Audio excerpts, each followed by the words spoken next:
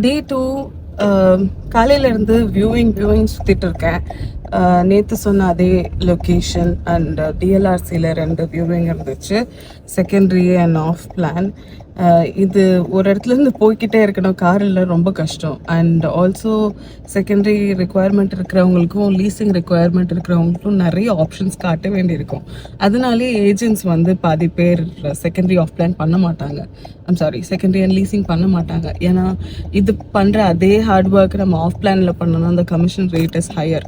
But என்னை பொறுத்த வரைக்கும் it doesn't matter. If I really like doing leasing and secondary more than off plan, and off plan is my I like 3 of this.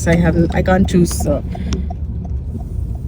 favorite in this because ரெண்டும் எல்லாமே hand and hand போகணும்.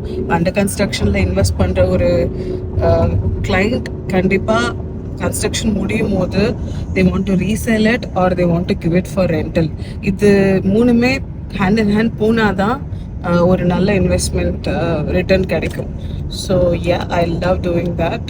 And ஒரே ஒரு பிரச்சனைனா car இல்லை, driving licence இல்லை, and காசுலாம் தண்ணி மாதிரி போயிட்டுருக்கு. பட் துபாய் பொறுத்த வரைக்கும் கார் இருக்கிறவங்களுக்கு இல்லாதவங்களுக்கு ஒரே விஷயம் தான். கார் இல்லாதவங்களுக்கு just time and money is a problem.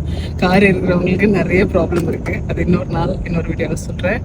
And yes, wish me like guys. Bye bye.